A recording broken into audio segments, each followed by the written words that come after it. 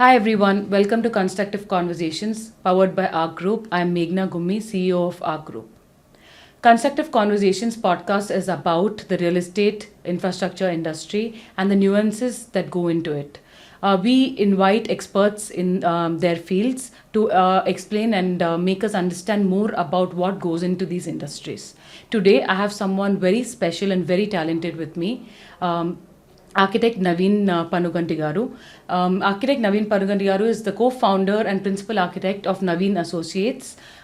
He's a pro in landscape architecture. Naveen Associates has been founded in 1999. For 25 plus years, they have been executing projects all around the city and other states. They've done hundreds of projects and some very noteworthy projects in Hyderabad as well, like the Skyview building, the Salarpuria Satwa Knowledge City, the Amazon headquarters, and many residential projects like Jayabedi, The Peak, and many residences of individuals as well. So I'm very honored and happy to have Mr. Naveen with us today. Welcome, sir. Thank you for joining me on this podcast. Thank you very much, and it's a pleasure for me as well to share my thoughts with one and all. So, sir, to start off with, I would like to ask you, what, in your earlier ages, what drove you towards landscape architecture? Because I'm sure 20, 30 years ago, landscape architecture wasn't a big topic in architecture. It was very few people chose this kind of field. So, what is it that attracted you or drove you towards pursuing landscape architecture? For me, my basic foundation was we basically come from an agricultural families. My father's side and all, they were all from East Godavari district in Andhra Pradesh. So usually whenever we used to travel during our holidays, either in summer or in winter, we used to enjoy the lush greenery of the surroundings of the East Godavari district, which is also called as Konasima. So that had a lasting impact on my overall perception of the environment and all. So initially, like when I took up architecture as my main profession, as my academic qualification, around third year of my education, I realized that landscape plays a major role in integrating the environment to the built environment. So I took up that and decided that okay, I'll pursue my further interest in architecture by taking landscape architecture as my major in my post graduation. And luckily enough, I could get through one of the India's most prestigious institutions, School of Planning and Architecture, SPA, New Delhi, in the year 94. So I completed my architecture from 89 to 94, and I did my master's in landscape architecture from SPA, Delhi in the 96. So, sir, there've been a vast change in how landscape architecture has been perceived over the years. So what do you think is a major difference from when you started your firm and when you started practicing landscape architecture to today? What do you think is like the major difference or major change that you've observed over the years? So to be very honest, when I took up this profession in the early years when I finished my master's in landscape architecture in the year 96, at that time, even the word architect was not so well aware among the general public. So they never knew the difference between a civil engineer and an architect. Yeah. So those days, civil engineers also used to design buildings, and architects were just getting into the profession, into the mainstream profession. So at that time, landscape architecture was totally like very, very new and a novel kind of a field for anyone to understand. So they always used to ask, you did architecture, now you are saying you want to do landscape. So we have a botanist and a horticulturist to do that job. So how do you fit into this? Can you please explain? I mean, people used to ask us so. And we used to tell them that landscape architecture is just not only about creating greenery or a kind of a garden for your spaces, but it's also about integrating and understanding the environment and doing the overall development of the overall site in a more conducive manner, both environmentally, aesthetically, and engineering wise also. So that took a lot of time and a lot of effort to convince people and tell them that okay, this is a separate profession in itself, and this is what we do. Yeah. So over a period of time, when I came to Hyderabad, I moved into Hyderabad around the year 1999. So that time the high-tech city or whatever the new developments which are coming up with the advent of the IT revolution in India.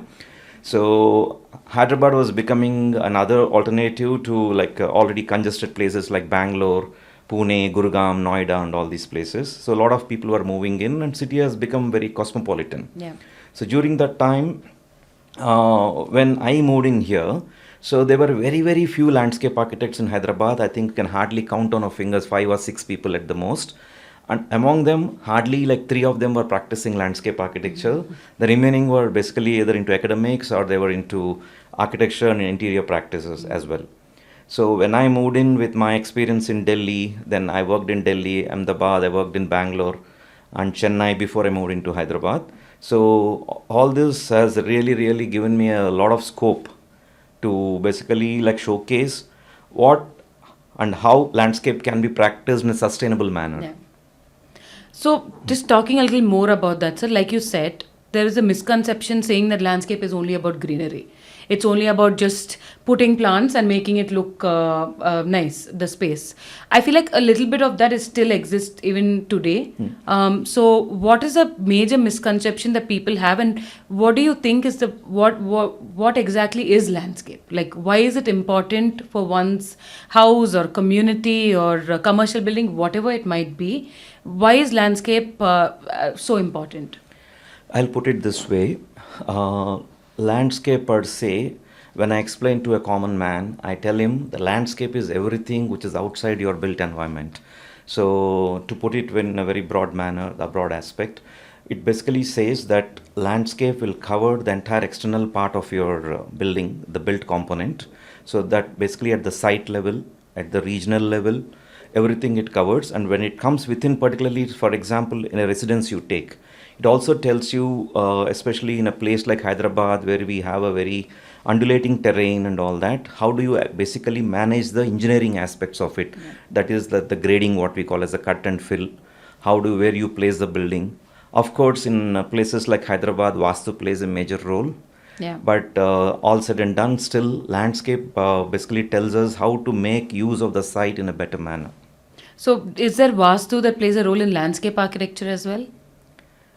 Or just the house and then landscape is working around that? So when I was new to this profession initially, when I started off in Hyderabad, I quickly realized that most of the projects in Hyderabad, I would say more than 90% of the projects in Hyderabad, the Vastu dictates and plays a major role. Yeah. So they used to say that the southwest should be the highest part of the site.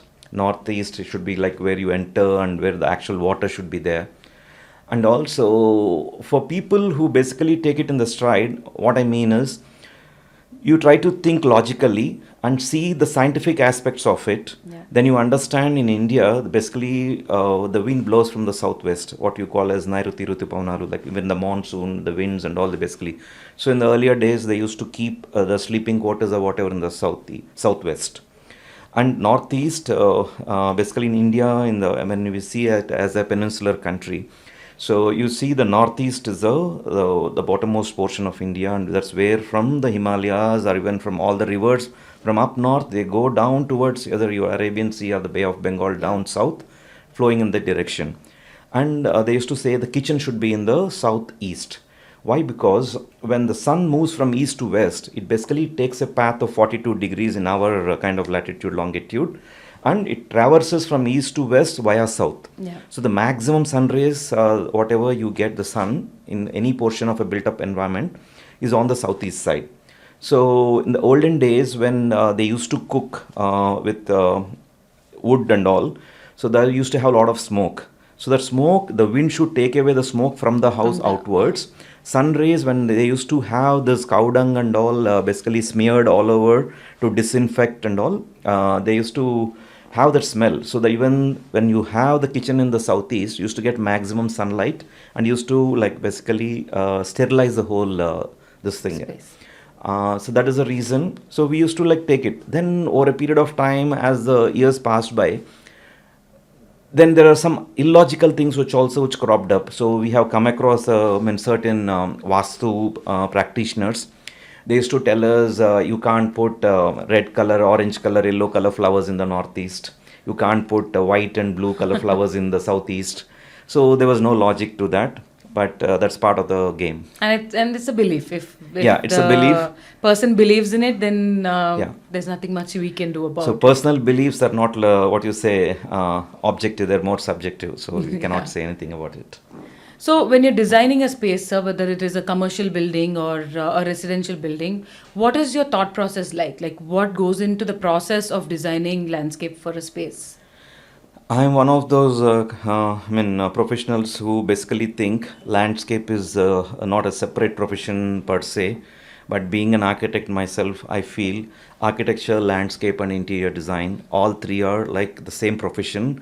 But over a period of time, they have become super specialized. Yeah. So just like how in medicine you have like basically even for pediatrics you have different super specialities Yeah. within that for other this thing as well.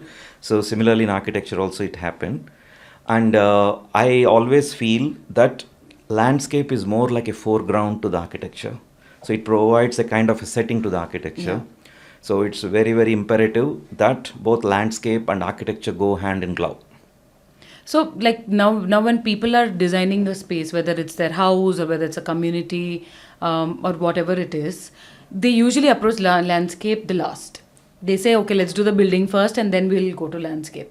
Do you think that's the right process, or landscape should be involved from the beginning? Like you said, everything is hand in hand, but the kind of process that we're seeing nowadays that people are taking, what would be your opinion about it or a suggestion about this? So it basically again goes back to one of your initial questions, wherein people used to think that landscape is only about adding in some greenery to the spaces.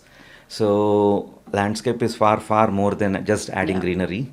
So there are certain disciplines within landscape called hardscape, wherein you do with everything called as the built component. Softscape basically deals with your soil management, planting, other things, and Yeah. they also waterscape, like how you manage the soil to also using water in a aesthetical manner, apart from doing it functionally. But over a period of time, what happened is, yeah, I mean, a lot of clients off late, I will not say like more than 50%, but around 40 to 50% of the clients have realized that landscape architect also should be taken on board Yeah. at the initial stages of the project itself to add value to the project. Yeah. So slowly, I mean, we have observed this happening over the last 7 8 years a lot, and most of the clients who come to us, they basically come to us at the initial stages itself.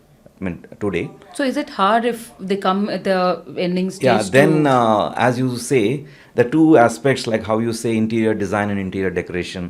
So then it does. Then you can't say as landscape design or landscape architecture. It becomes more like landscape decoration at the end. At the So you end? just add some artifacts, you add some greenery, and all. So there's not much of functional value you can add when the landscape architect is roped in at the last moment. So are you seeing any trends currently in landscape? Like are people leaning towards a particular type, or like the kind of landscape people want? Are they understanding that okay, this is the value it's adding to my property, or what? It's only about aesthetics. So I will put it this way. Uh, as I started my career about 25 years back, I worked with a lot of first generation entrepreneurs at that time. Now we are working with the children who are second generation people who are studied abroad or even who have studied one of the premium institutes in India. So they have got a better understanding about what landscape is when compared to their parents. So when at this kind of a scenario, what we understood is landscape basically at this stage of juncture, it's got more to do with sustainable practices. Yeah. The way the global warming is happening, the way the urban heat islands are appearing everywhere. So everybody has realized that landscape has got more to do on the environmental and ecological sides rather than just being a kind of an aesthetical addition to your project. Yeah. So how much of it do you think is contributing to, like how much of landscape architecture is contributing to sustainable practices?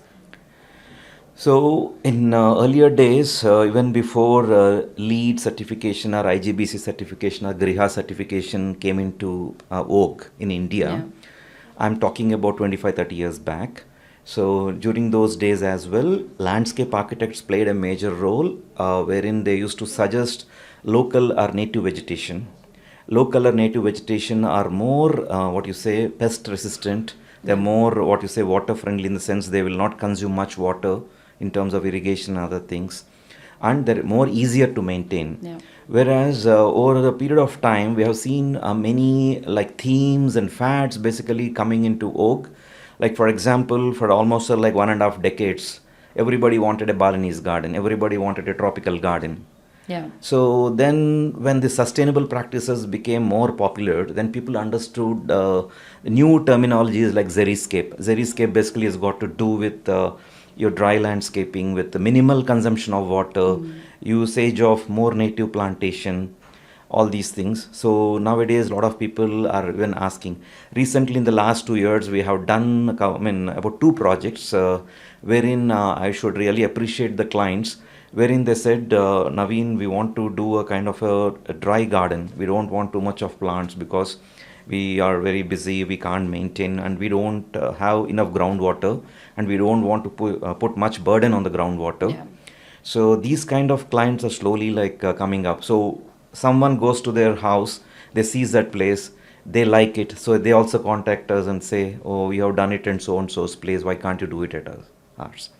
So I feel that like how you have different trends in fashion, slowly these are basically appearing in architecture, interiors and landscape as well. But all said and done, landscape, the trends basically come at the last. After first I feel comes into interiors, Yeah. then to architecture, then finally into landscape. But landscape is actually one of the most important, because I feel like the quality of life is improved when you have better landscape architecture around you. So we know a lot of people, when you talk to people also, everyone loves plants. Everyone says that, greenery adds so much beauty to a space. But I feel like a lot of people don't know the approach or how to grow plants, or what is good or what is maintenance free. So for this kind of group of people, what would be your suggestion? For them, what I would say is basically, uh, you should have a kind of a proper understanding like how a landscape basically works out. Suppose you say a small house or a kind of a weekend home or even a small villa, what you do in a gated community. For a small size gardens as well, planning of resources is very, very, very essential. I'm emphasizing on that a lot. Resources as in mean like with the small setbacks what we are getting in the most of these gated communities nowadays, sun doesn't penetrate much on the northern side. Yeah. Because on the southwest part of the neighbor's villa has got the highest number of floors, so sun doesn't penetrate much properly. Second, a lot of people slowly are taking rainwater harvesting very, very seriously. Yeah.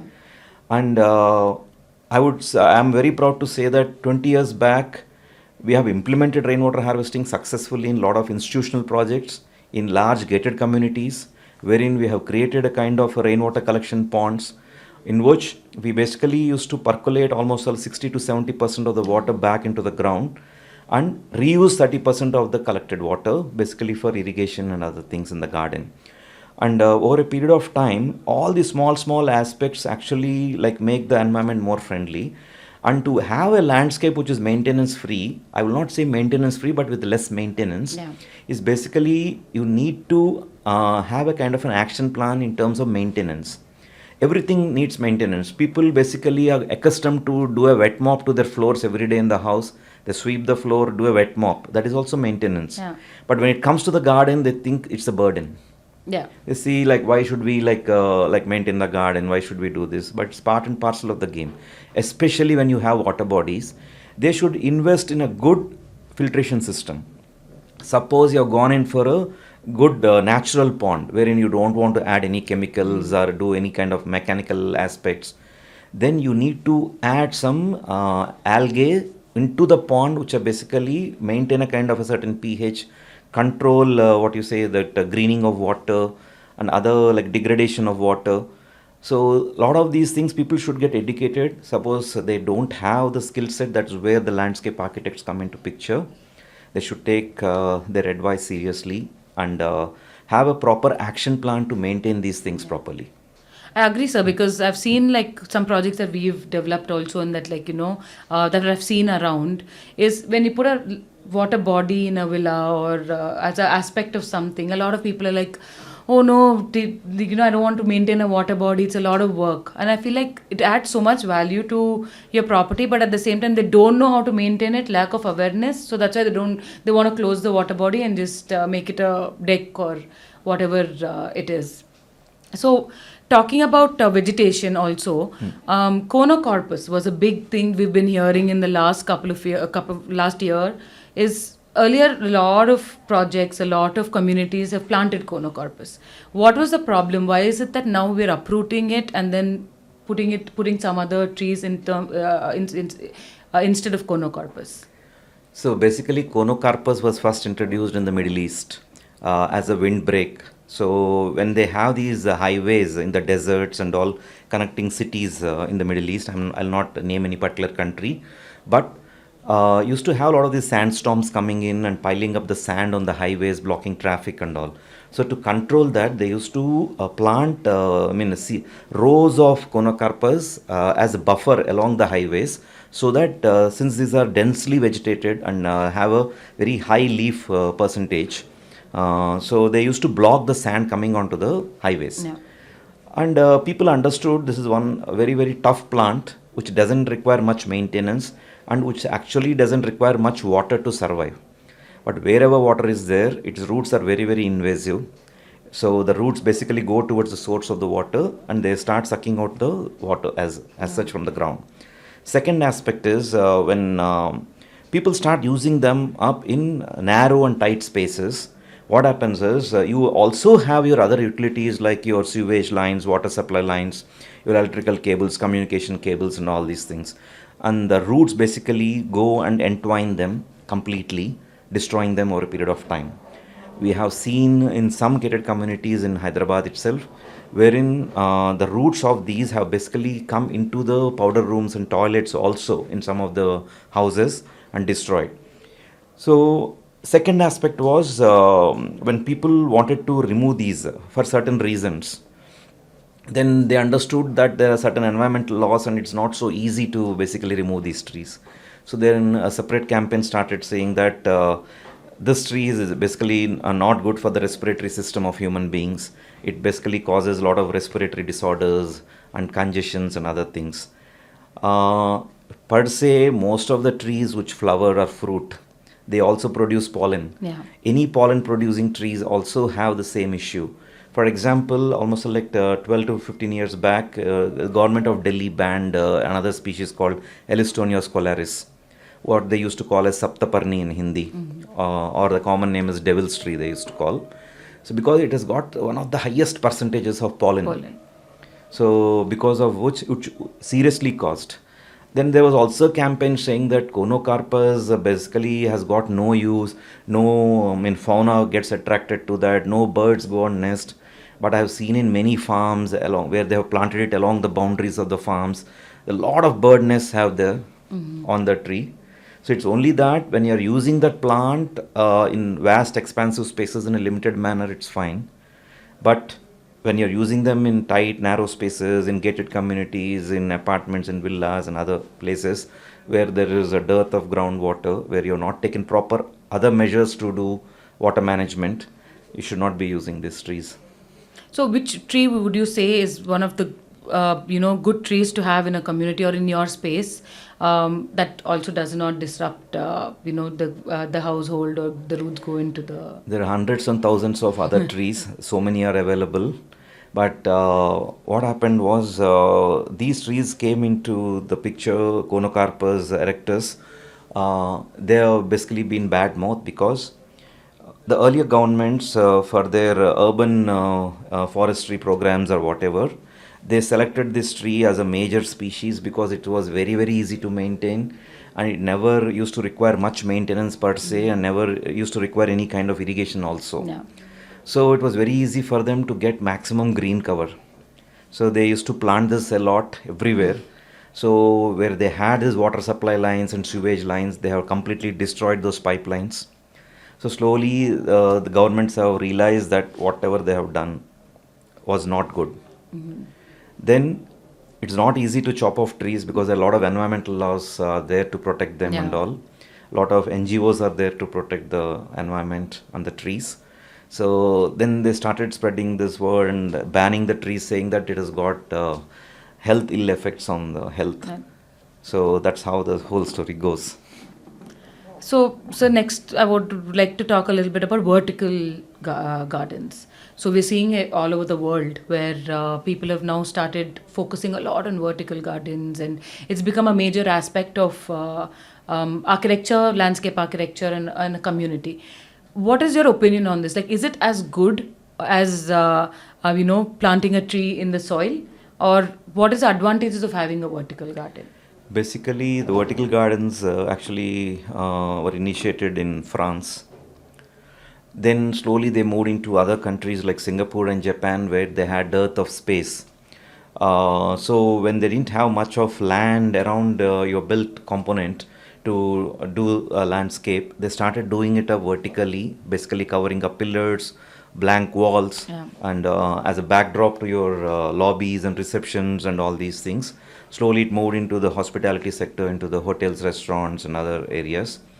And slowly it became so popular because it immediately used to give a kind of a very soothing relief to the eye in most of those harsh interiors or whatever. So slowly people understood that, okay, this is a good thing to do. But it requires a lot and lot of maintenance. Even big establishments and all, they find it very difficult to maintain because most of these vertical green walls need a soilless medium to grow. Yeah. So when you're doing a soilless medium, how do you give nutrition? So you give the nutrition or micronutrition through a kind of a drip system. Because there's no soil, you can add, even the irrigation is done separately through that in a specialized manner. So it becomes a kind of a recurring maintenance for them month over month. Yeah. Then in countries like India, where we have vast land, I don't think vertical greenery, you need to do. Or else if you want to do vertical greenery, there are a lot of climber species, creeper species, which will basically cover up these things effortlessly in a very quick time. So the same question, sir, like in the soil when you grow a particular herb or a garden versus when you're growing in a kitchen in hydroponics or without soil. Do you think there is any difference in quality of the product or the plant that we're consuming, or does it remain the same? So as the saying goes, we are what we eat. So at the end of the day, what happens is your body immunity, everything depends on what you eat. So hydroponics, aquaponics, and aeroponics all have come into play, and the recent times have become very popular because when you have dearth of space or you have vast land and there's a huge problem of pest attacks and other things, growing all these things in a controlled environment is a very good way to go about. Only thing is, soil has got a lot of nutrients and micronutrients built into its basic biochemistry. Yeah. Whereas when you're doing an aquaponics or other things, you have to add all of these additionally and artificially into that. So how you basically do this, it requires a lot of expertise. At the end of the day, they all end up in your body. So it's always better to have it directly from the soil versus... So like how earlier days they used to have organic farming versus natural farming. In organic farming, at least you use to add organic manure and other organic means to control. In natural farming, you don't add anything. Yeah. So the nature and the basic soil and water, they dictate. So using inorganic chemicals, suppose you are producing 100 kilos for certain quantity of whatever seed you put. In natural farming, you hardly grow 15 to 20 kilos in the same thing. Yeah. So even water has become a big topic, whether it's hydra or whether it is in general, because we're seeing so many rains and the water table is not getting replenished. That's why like green practices have grown so much in popularity. So when it comes to our water table, how does landscape contribute to this, or what is it the person who wants to contribute to this kind of initiative to do rainwater harvesting or whichever initiative it is? What can an individual do? So water is the utmost important element for the humanity. So you can survive without food for say like 3 or 4 days or whatever, but without water a person becomes dehydrated very fast. Yeah. So at the end of the day, it is a basic building block for the entire environment and ecology, water. So rainwater management, I will not say harvesting. Harvesting is one of the components of rainwater management. It's very, very critical and essential. So what happens is we used to have ponds, lakes, rivers, and the oceans. So ultimately, all the lakes, they overflow, they go into a river. River basically flows and merges into the ocean. Yeah. So end of the day, this is a huge big cycle. What happens? So when rapid industrialization and rapid urbanization happened, people started building haphazardly everywhere. They started altering the land, the slopes and all. It can be also due to Vastu in Yeah. some aspects in places like Hyderabad and all. But in general, to get vantage points, to get some good viewpoints, they started filling up, started making view of the good view outside and all. So this basically disrupted the natural flow of water into the resources like lakes, rivers, and all that. So over a period of time, so when there is no escape for the water, water will find its own escape. So it starts flooding into the cities, Yeah. into the houses, into the communities and all that, which we are seeing it now directly. Only Yeah. once it happens, then only people realize the what you say, the impact of of the nature's fury, what we Yeah. call as a nature's fury. So only when they see that, then they understand. But if you observe, in a semi-arid climate like Hyderabad, wherein the relative humidity used to be less than 40% in peak summer, nowadays we find the humidity more than 55-60%. Yeah. And suddenly in the last 4-5 years, we have understood that the rainfall also has increased tremendously. This is all the impact of global warming. So for some people, they think it's only a kind of a fad which the media uses to basically threaten people and all, but it's actually a reality. And global warming is happening at an alarming pace. Yeah. And sooner the people realize it's better. So, as an individual, what can I do to help this initiative of reducing whether it's carbon footprint or saving water or So to this question, I'll also throw in another example. A long time back, communities, governments, societies, they've understood that human beings are very, very greedy. Unless an initiative is shown, they will not take anything like a kind of a benefit Yeah. is shown. They will not take anything seriously. So then they started, talking about initiatives like green certifications. What do these green certifications do? They basically give you some carbon credits. Of course, in India's we can't encash carbon credits still, Yeah. but in developed countries and all, you can encash your carbon credits and get some kind of discounts and rebates on your energy consumption and other things. Slowly, I think Indian government also will introduce that, hopefully. And in such kind of a scenario, what happens is first and foremost is energy. People have found an easy way to generate energy through solar. Yeah. So now solar has caught up very, very seriously in the last 8 to 10 years. Next is water management. Water harvesting is just not collecting water and reusing the water. You should also basically recharge your ground aquifers to so that the groundwater is sufficient and you get good water to drink in the long run.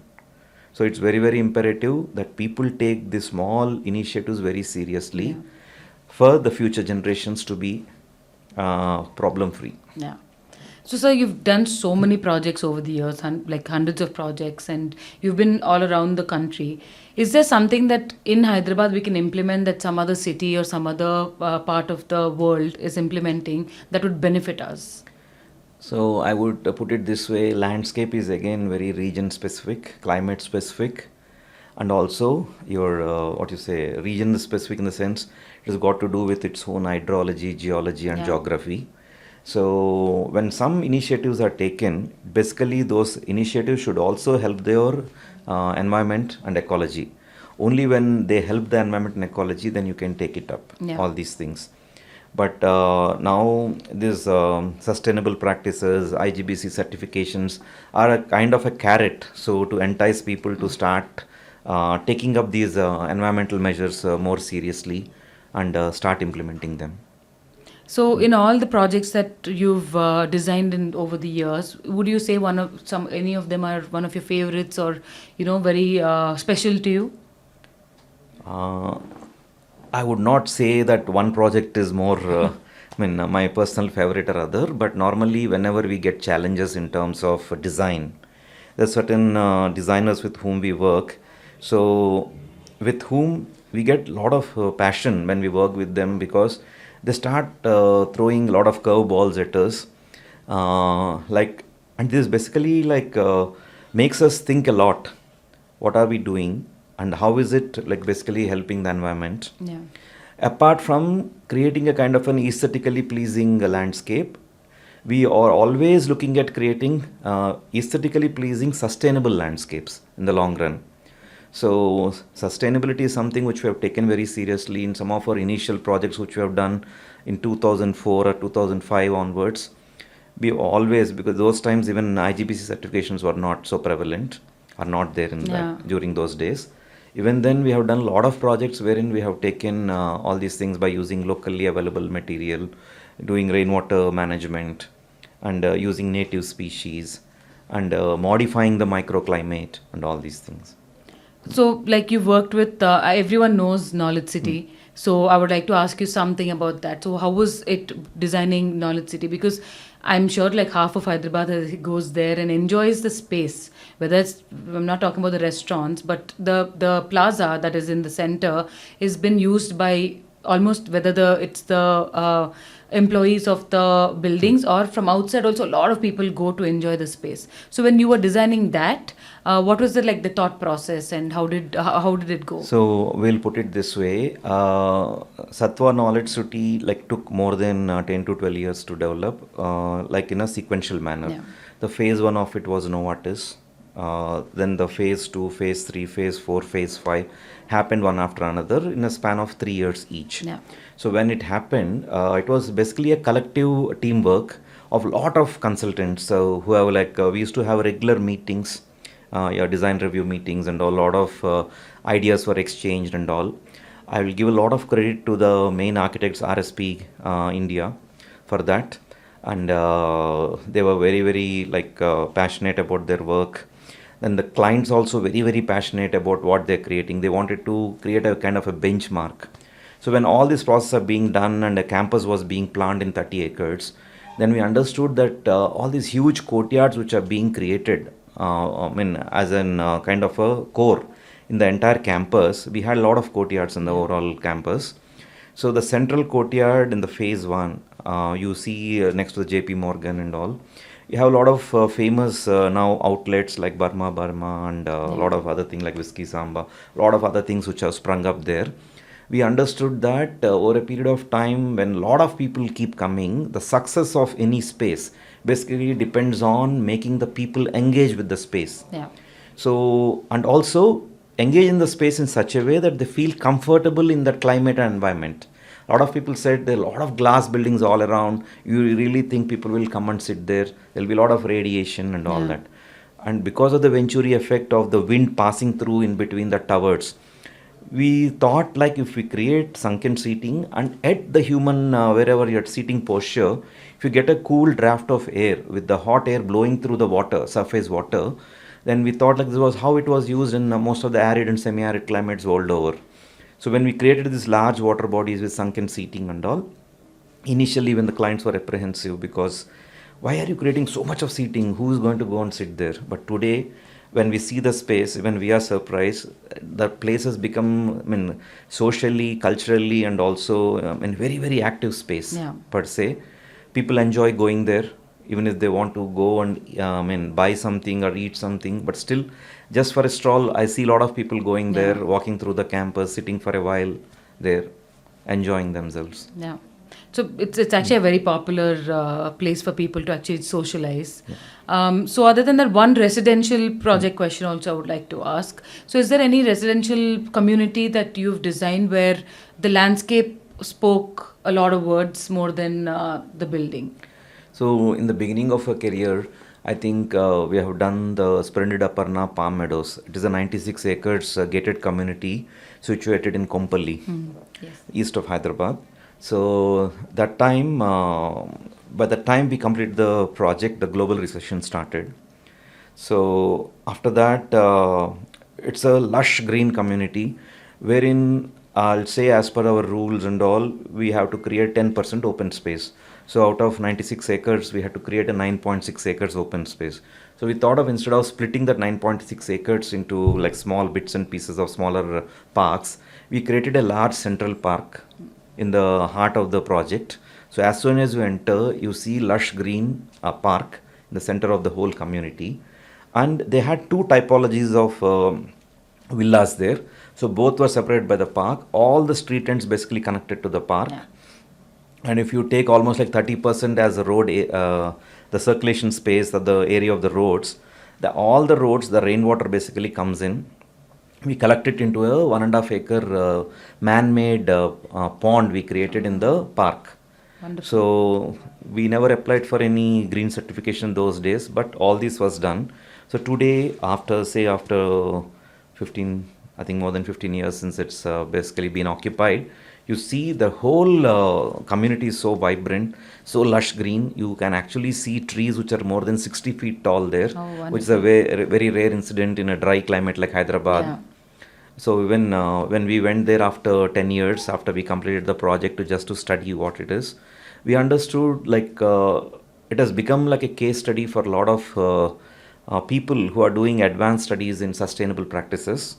A lot of people have come there, taken it as an example and studied the various parameters for that. And they found out that the microclimate is so modified today because of this lush green cover of trees, that the temperatures from outside the community to the inside of the community, there is a clear demarcation of 3.5 degrees variation. Oh. The community is like 3.5 degrees more cooler than the space outside the And that's a community. lot. It's a lot in urban situation. So where we have this urban heat island effect, so this is like a kind of a relief to most of the people. I have a lot of clients, who don't know me directly, but who are like basically residing there. So whenever they meet me or come to know through some of their known acquaintances, they come and literally come and thank me that for creating such a kind of community. So that community is very close to my heart. Oh, that's wonderful. So there's one more small conception that people might have, where they think landscape is expensive. Do you have any thoughts on that, or any comment that's saying that doing landscape to my house or spending money on landscape is expensive? Landscape is expensive in the sense like people have basically taken it for granted that okay, when I do interiors, my interiors are going to cost a base value of so much for the entire project. So that has been like an accepted norm. But when it comes to landscape, there is no clear parameter like how much the landscape would cost or whatever. So world over, if you see an average, the landscape budget is normally between 2 to 5% of the overall project cost. Yeah. And in developed countries, it can even go up to 10% of the project cost. But in India, wherever we are like a third world country, which is basically coming out now with our fast growing economy, with the GDP growing up and all that, slowly people are becoming more affluent. Yeah. They're now considering landscape is also an equally important part of the overall, the kind of space they're going to occupy. It's not only the interior, but also the exterior is equally important. So if you say that landscape is expensive, I would put it this way. I use a locally available limestone like Tandur or Shabad. I can get that material for 40 or 50 rupees per square feet, fully processed. If I'm using granite, it might cost me anywhere between 90 to 150 rupees. If I'm using a slightly more expensive material like a travertine or some imported granite or marble, it will cost me between 300 to 500 rupees. Yeah. So to each his own budget. So it's a choice. It's a choice. But as I said, normally if people account for the landscape as a part of the project initially, especially the homeowners, when they make a home, for many people, home is like a dream come true. Yeah. It's like their aspirations coming into like basic reality, and they're basically living their aspirations. You should also understand landscape is also an integral part of your well-being. So if you value your well-being, you should make a kind of a provision for the landscape as well. Oh, I totally agree. So there are few trees that we're seeing now in landscape for aesthetics, so where they're getting from Japan or different countries, which cost up to 10 lakhs, 20 lakhs, grown trees. So you said landscape is according to the climate and conditions of the geography of the city or wherever you're staying. So how feasible is it to bring these trees, import these trees and put them just for aesthetics? See, as I said, aesthetics has got no kind of a definitive, means say that something which can be like good to you, it not necessarily be good to me. Like, I mean, Yeah. I might not like it, what you Yeah. like. So it's again a very, very subjective thing, aesthetics. Absolutely. Yeah. It's not a functional thing. So if you take engineering or mathematics or physics, chemistry, they're pure science. So 1 plus 1 is 2 only. It is nothing. 1 plus 1 Yeah. cannot be anything else. But whereas I might like a green color, you might like a brown color. I might like something which is white, you might like black. Yeah. So on personal choices and personal preferences, we cannot basically quantify. It's example as good as like your fashion choices. You want to buy a very very high end brands or whatever. For them, if you want to put a local tree, they feel like offended. Yeah. We had some instances of clients basically like coming to us, meeting us initially, then asking us how much it would cost for a project. When we would give a kind of a budget initially, they would go back. Then we would get a call from the architect saying, what did you talk to the client? So when we tell that they asked about the budget and we have told an X amount, then the architect used to say, why did you discuss about the budget? Client wants to spend 10 times the X what you said. So when you said X, he said that, okay, you don't know what you are doing and he wants to spend more. So why did you discuss about the budget? I said it's very imperative because unless the budget is known, you cannot set some parameters for developing a design. Yeah. So it's very, very essential. We have seen people bringing in plants from China, from Peru, from Lebanon, from Thailand, Malaysia, all these things. So whether they are compatible to the local environment or not, because they are coming from a different time zone, different climatic zone. If the trees are basically like what you say, when we actually export trees from India, even from Rajahmundry, Kadiyam, trees are basically exported out to Middle East and other areas. So when they do that, they remove the entire soil medium. Yeah. They fumigate the entire root base and all. Then in a soilless medium, they pack it and then they export it because the soil basically carries all the culture of your viruses, algae, and lot of lichen and lot of other microbes and all the fungal matter. Yeah. So basically, when they import trees, if the same things are done, then it's not a problem. But Okay. every tree will, along with it, it will carry some kind of pests. It will carry some kind of viruses and all that. So that's the reason they have to be quarantined. Okay. So, in landscape, is there anything else that you would like to give us a suggestion or share an opinion about? There's nothing called as a suggestion or anything, but I would basically want people to be more, nature friendly over a period of time. They also become more environmentally conscious and start respecting nature. If you respect nature, nature respects you. Yeah. Otherwise, you will have a lot of natural calamities occurring. So, even technology is playing a big part in everything nowadays, whether it is architecture or whatever. In our lives, technology has become a big, huge part of it. Do you think there's any space for technology in landscape? Technology is something which will basically penetrate into the smallest of the core of the all the developments. So technology plays a major role. For example, in landscape, the most major breakthrough was when they had what you say sensors controlled by automation for irrigation systems. So normally what used to happen is suppose I'm doing a little bit of indoor landscape. If I am irrigating my plants manually, sometimes they can be over irrigated or under irrigated. So then the plants would basically not perform to their actual peak performance levels.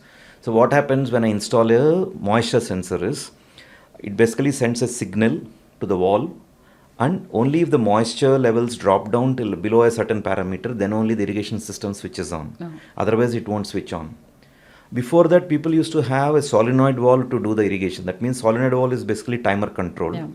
So irrespective whether it's raining or not raining or whether the moisture is there or not, it used to basically like switch on at a particular time Yeah. and basically irrigate. But all these things come at a cost. If I want to put a moisture sensor for a small residence and do and all, it is not one place. Wherever different levels, different pockets, I have to put moisture Yeah. sensors. They have to be integrated into an automation system, into building management system. So it becomes very expensive. So that's the reason they have not become very popular. But this we have been doing on large scale projects very quite efficiently. It also basically gives you a lot of stats for your green certifications and all that. They also tell you how much water you have saved, how much water is evaporated, all these things. So technology plays a major part not only in irrigation but also in other things like how you modify your soil to grow plants, how you basically modify your microclimate, how you basically, like for example, LED lights were a major breakthrough Yeah. in lighting. Earlier, when we used to have metal halides or other things like halogens and all, they used to consume a lot of power and give a lot of radiation as well along with it. LEDs are basically low energy consumption devices. Yeah. So they give you sufficient lighting, also saving a lot of energy. So that was a major breakthrough, not only in the lighting and construction industry, but also in the landscape. Oh, that's wonderful. So, any suggestion for young architects sir, who are still deciding which specialty they have to go to, or already are landscape architects? I would, it might come as a kind of a rude shocker to many young and aspiring architects also, but you should basically be clear in your mind by your third or fourth year of architecture how you would like to take your career further. For some, they try to decide after they complete their architecture. They might take a few months or a 1 year sabbatical and then proceed further, whether they want to work, whether they want to do the masters or whatever. But it's imperative you should have a kind of a focus on what you want to do further. Don't experiment with your life after finishing your graduation. Try to decide by you are in your final year itself. And for anything, passion is the key word. If you are passionate about what you want to do, passion will drive you to do what you want to do. Absolutely. I totally agree. So I think, sir, we learned a lot from you today. So I myself also, for now I have more clarity on landscape, but earlier even I had misconception about landscape and how important it is in one's life. So today I think you've clarified a lot of that for us. So thank you so much for Thank you being so on much, our Meghna. podcast. It was an absolute pleasure for me as well to share my thoughts. Thank you, sir. Thank you so Thank much. you.